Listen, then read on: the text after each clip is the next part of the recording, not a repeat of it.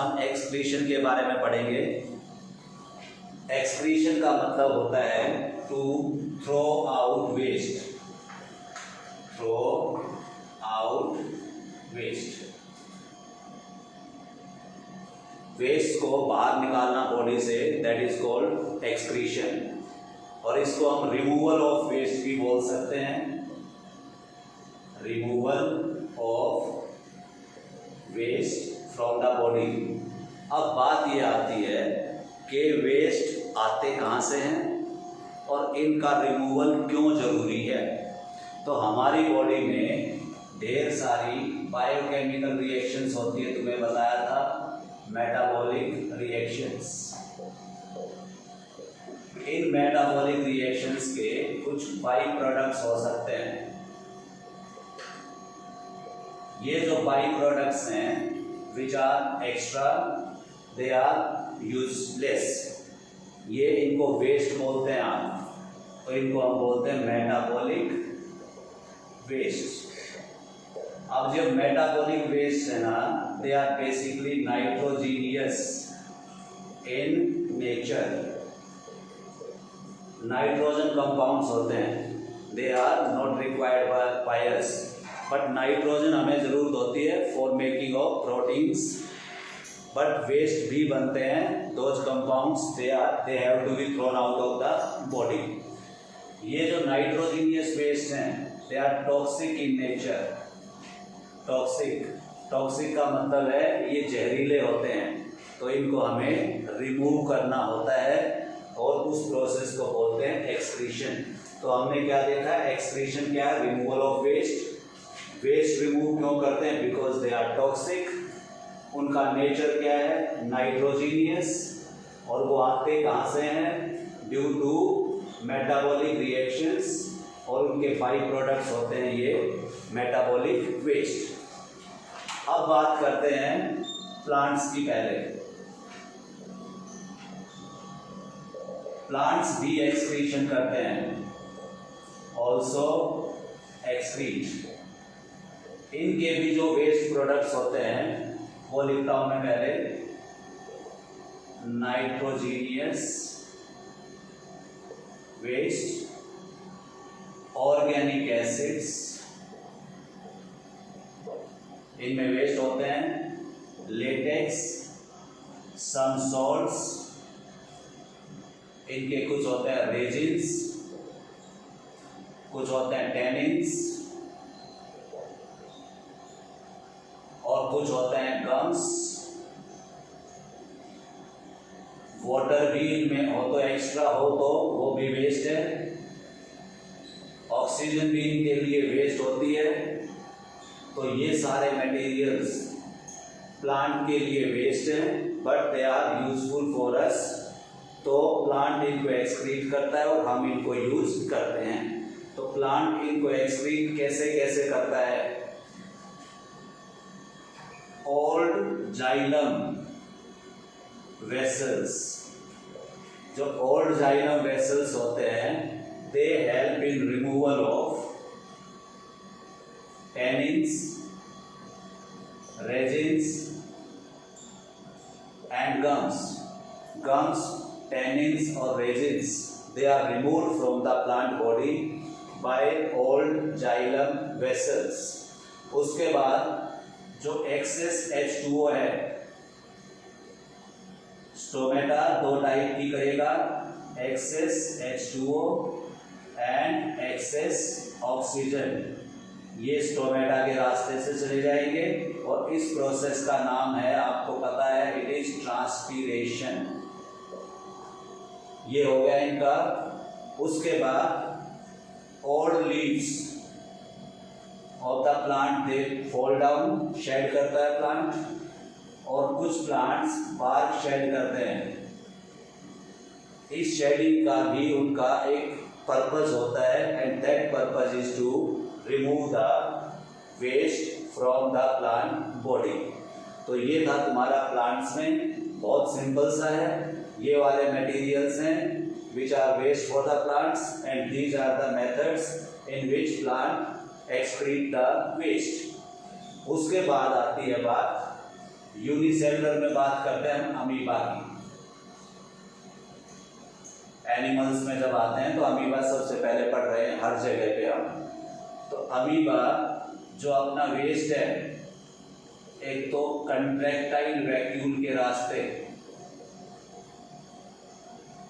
Bye contractile vacuole, इसके रास्ते वो अपना वेस्ट पानी में डायरेक्टली डिस्पोज कर देता है। ये याद होगा तुम्हें, अमीबा ने फूड खाया था, डाइजेस्ट किया था, फूड वैक्यूल बनी थी पहले, फिर जो अनडाइजेस्टेड फूड था उससे बनी थी कंट्रैक्टाइल वैक्यूल, और कंट्रैक्टाइल वैक्यूल के रास्ते जो वेस्ट है that is thrown into the water. उसके बाद CO2 बनती है अमीबा में waste due to its respiration, और अमोनिया बनती है ड्यू टू मेटाबॉलिक रिएक्शंस। इन दोनों चीज़ों को डिफ्यूजन से डायरेक्टली इनटू वाटर ये एक्सक्रीट कर देता है। This is about amoeba. Amoeba में एक्सक्रीशन होते हैं बाय डिफ्यूजन ओनली। उसके बाद बर्ड्स की बात करते हैं, एक छोटी सी बात। बर्ड्स एक्सक्रीट करते हैं यूरिक एसिड। यूरिक एसिड जो होती है बर्ड्स में, वो उसका डाइजेस्टिव वेस्ट और नाइट्रोजीनियस वेस्ट दोनों इकट्ठा कर देता है, और इकट्ठा करके जो वो एक्सक्रीट करते हैं that is uric acid and digestive waste. उसके बाद बात आती है हमारी ह्यूमन बींग्स की। तो ह्यूमन बींग्स में ध्यान से करना, जिसमें से क्वेश्चंस नॉर्मली पूछे जाते हैं। तो ह्यूमन बींग्स में एक प्रॉपर एक्सक्रीटरी सिस्टम होता है,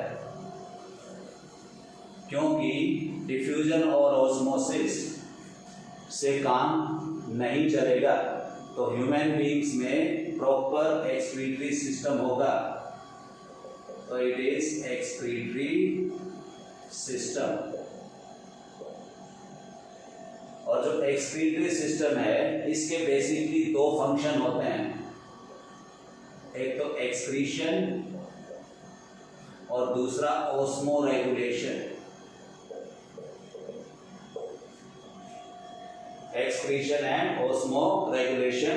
एक्सक्रीशन में क्या करेगा ये, it will pass out nitrogenous toxic waste, और ऑस्मो रेगुलेशन में क्या होता है, maintenance of water and ion balance in the body. Body में वाटर और आयन बैलेंस मेंटेन करता है, that process is called osmoregulation. और ये भी कौन करता है, हमारा एक्सक्रीटरी सिस्टम करता है। अब जो हमारा एक्सक्रीटरी सिस्टम है उसमें क्या क्या होते हैं, सुनो ध्यान से।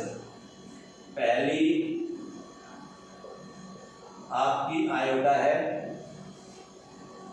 इससे बनती है रीनल आर्टरी। रीनल आर्टरी जो है it brings oxygenated waste laden blood. तो ये बॉडी सेल्स में से ट्रेवल होके आया था, आर्टरी के थ्रू आया है वाया हार्ट, और इसके अंदर होगा वेस्ट फ्रॉम द सेल्स और साथ में ऑक्सीजन, क्योंकि ये लंग्स में से आया था। ऑक्सीजन इसलिए लेके आया है क्योंकि किडनीज को भी ऑक्सीजन चाहिए। उसके बाद जो दूसरी ब्लड वेसल है आपकी, वो है रीनल वेन। रीनल वेन आगे जाके मिल जाएगी वीना कावा में।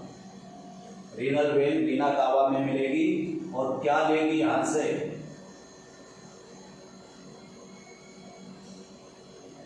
Deoxygenated clean blood. तो ये क्या कैरी करेगी, डीऑक्सीजनेटेड ब्लड होगा, बट वो क्लीन होगा, उसमें से सारा वेस्ट हट चुका होगा और उसको लेके पहुंच जाएगी कहाँ पे, वीना कावा में, और अगेन गोज टू हार्ट और फिर सारा का सारा circulation.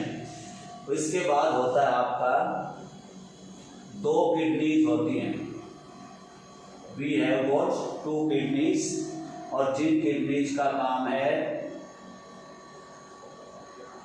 Filtration and osmo regulation.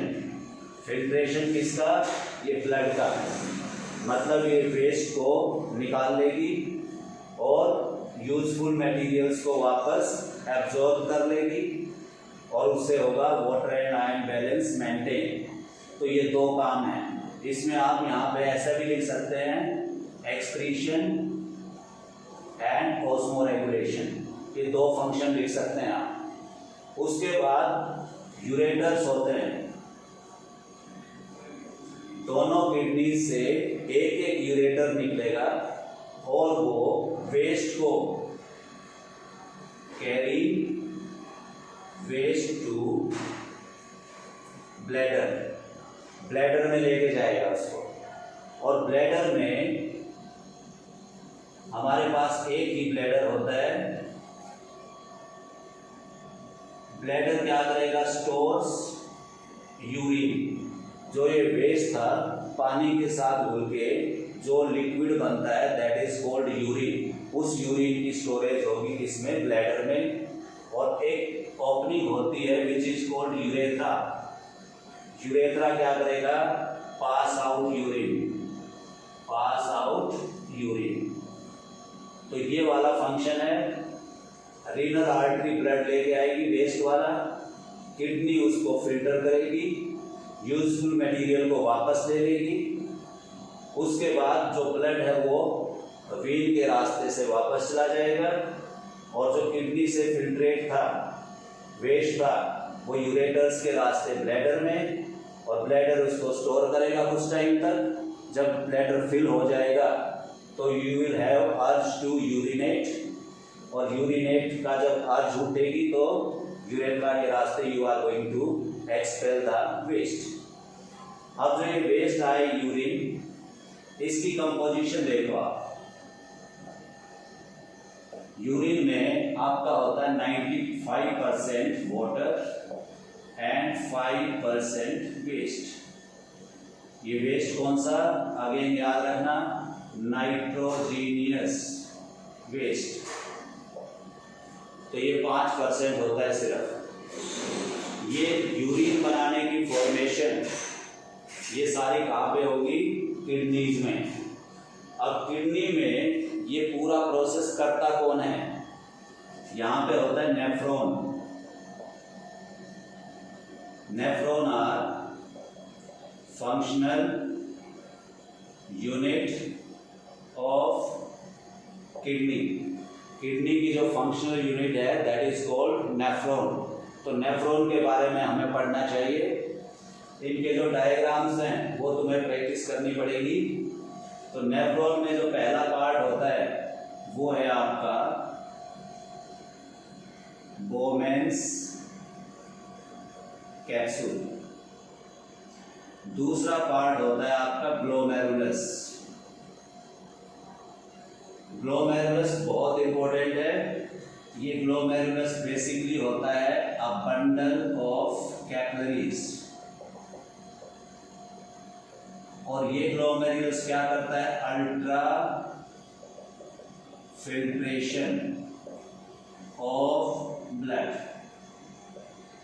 Blood जो आया था वेस्ट वाला उसकी क्या करेगा, ये अल्ट्रा फिल्ट्रेशन कर देता है, और इस फिल्ट्रेट को बोलते हैं ग्लोमेरुलर फिल्ट्रेट। अब ग्लोमेरुलर फिल्ट्रेट बन गया। अब जो बोमेन्स कैप्सूल है जिसके अंदर होता है ग्लोमेरुलस, ये कुछ ऐसा होता है, थोड़ा सा ध्यान से देखो।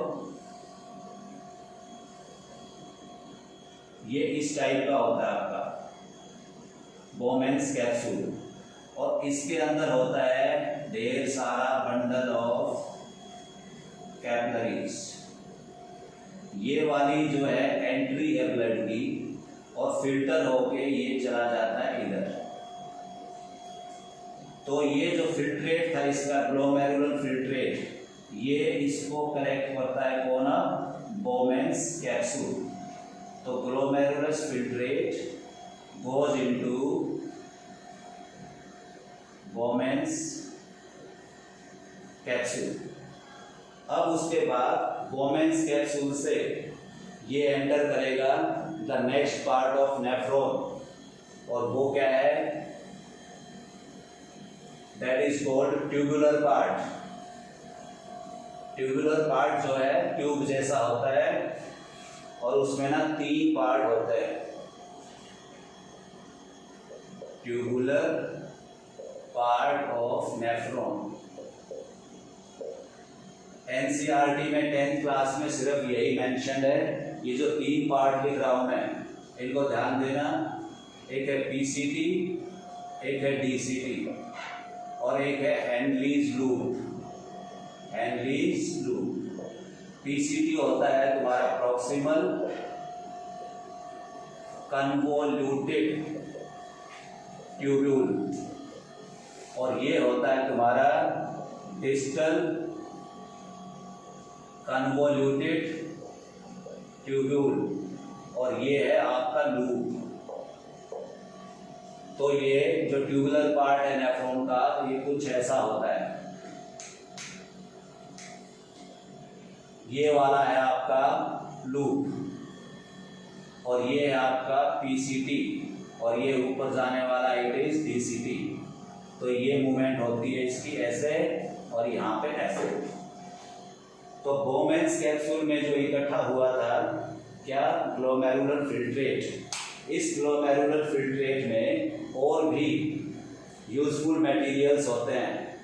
तो यहाँ पे लिख रहा हूं मैं ग्लोमेरुलर फिल्ट्रेट कंटेन्स, एक तो वेस्ट होगा और plus useful materials.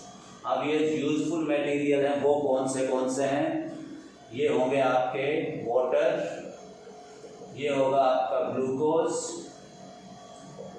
Amino acids, proteins भी होंगे, आयंस भी होंगे। तो ये आपके इसके साथ आ जाते हैं फिल्ट्रेट में। अब ये वाली जो चीजें हैं they are necessary for our body, तो इनको एब्जॉर्ब करना है। एब्जॉर्प्शन ऑफ दीज मटेरियल्स, इसको बोलते हैं आप ऑस्मो रेगुलेशन। और ये कौन करता है? Done by tubular part of nephron. Nephron का जो ये ट्यूबुलर पार्ट है ये करता है ऑस्मो रेगुलेशन। अब जब ब्लड इसमें जो फिल्ट्रेट है इसमें से ट्रेवल कर रहा है, और इसको भी ऑक्सीजन चाहिए, और ब्लड में वापस भी डालना है इसको एब्जॉर्ब करके, these materials have to be sent to blood. तो जो हमारी ये आर्टरी है अभी तक यहाँ पे लिख रहा हूं मैं, दिस वॉज आर्टरी, और ये भी अभी आर्टरी ही है।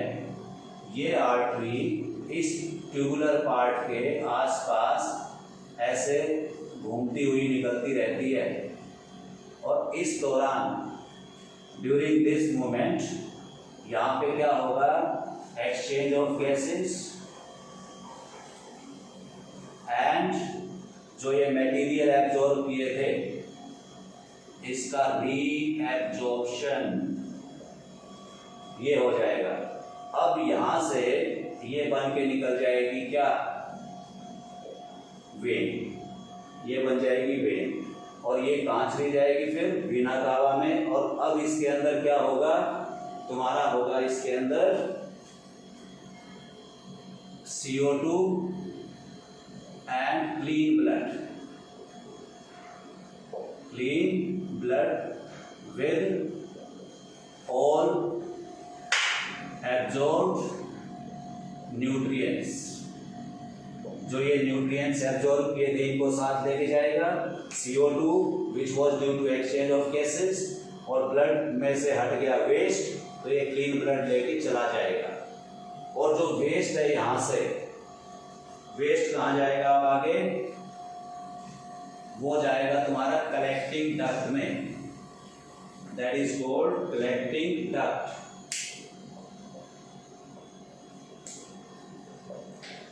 तो हर नेफ्रॉन वो कलेक्टिंग डक्ट पे कनेक्टेड होता है। Nephron puts its waste in collecting duct. ये सारी कलेक्टिंग डक्ट फिर पहुंचती हैं कहाँ पे, यूरेटर्स में, और यूरेटर्स से ब्लैडर और ब्लैडर से यूरेथ्रा। ये हो गया आपका एक्सक्रीशन। यहाँ पे आपने देख लिया कि nephron is the main functional part of the kidney which does this क्या क्या, फिल्ट्रेशन एंड ऑस्मो रेगुलेशन। ये कौन कर रहा है आपका, नेफ्रॉन कर रहा है, और वेस्ट को किधर भेज देता है, फिर यूरेटर्स के रास्ते ब्लैडर में। तो ये हो गया तुम्हारा एक्सक्रीशन इन ह्यूमन बींग्स। अब यहाँ पे दो चार बातें और करते हैं अभी। जो दोनों किडनीज हैं,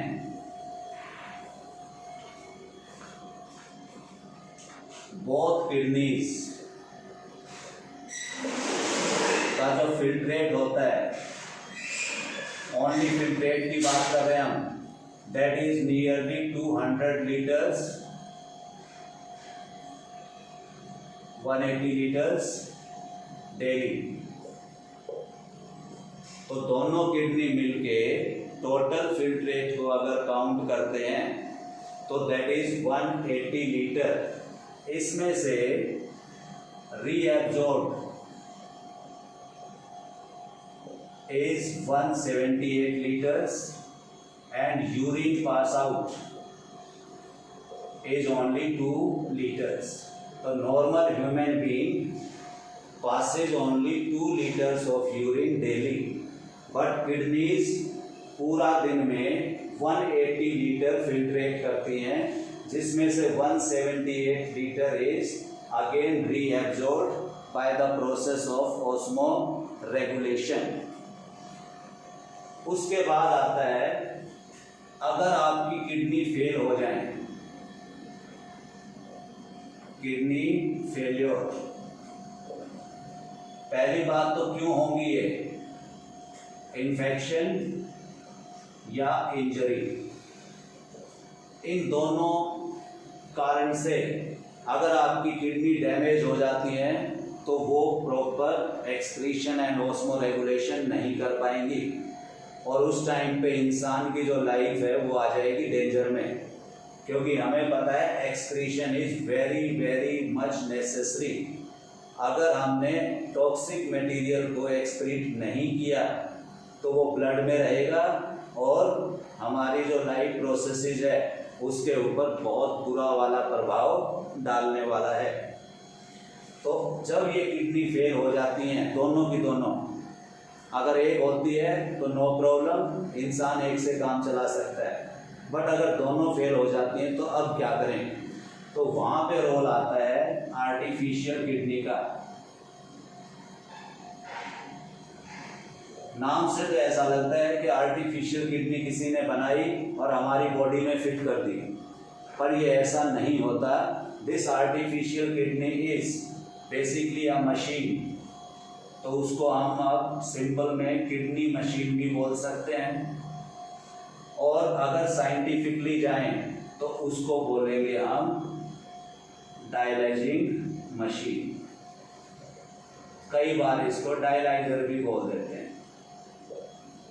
तो ये जो डायलाइजर या डायलाइजिंग मशीन यही होती है आर्टिफिशियल किडनी, और ये बॉडी में फिट नहीं की जाती। This is present in the hospitals. जिसका किडनी फेल हो जाता है उसको जाना पड़ता है, और जो वहाँ पे प्रोसेस होती है इस आर्टिफिशियल किडनी में, उस प्रोसेस को बोलते हैं डायलिसिस।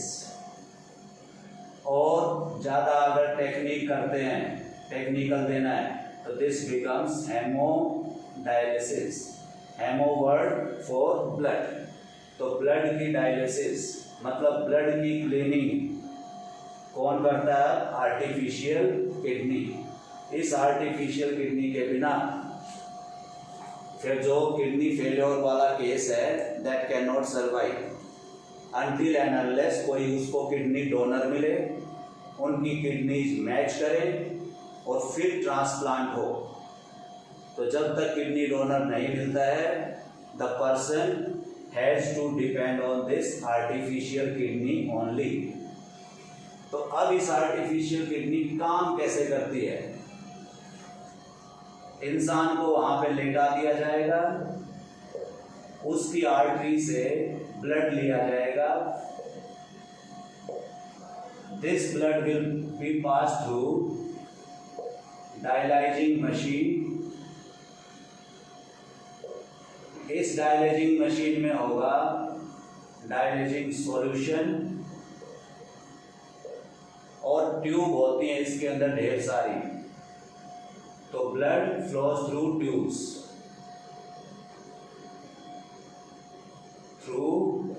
ट्यूब्स, और जब ब्लड इन ट्यूब्स में से फ्लो करता है which are present in the dialysing solution, तो जो आपका डिफ्यूजन है वो होता है, और जो वेस्ट है, waste goes to dialysing solution, और जो ब्लड है फिर आपका क्लीन ब्लड वो आपकी वीन्स में वापस डाल दिया जाता है। तो वहाँ पे आप गए, आपकी आर्टरी से ब्लड लिया, उसको घुमा दिया इस मशीन में से, मशीन में है डायलाइजिंग सॉल्यूशन, जो वेस्ट है वो डायलाइजिंग सॉल्यूशन में डिफ्यूज हो जाएगा, और वेस्ट निकलने के बाद clean blood that is put into veins. यहाँ पे आपने एक चीज देखी, फिल्ट्रेशन तो हो गया बट ऑस्मो रेगुलेशन नहीं होता। तो याद रखना, no osmoregulation in dialysing machine. अगर आपका यूजफुल मटेरियल जो आपका glucose, amino acids, water, salts, वो अगर इस वेस्ट के साथ यहाँ चले गए तो वो चले गए, you can not take them back.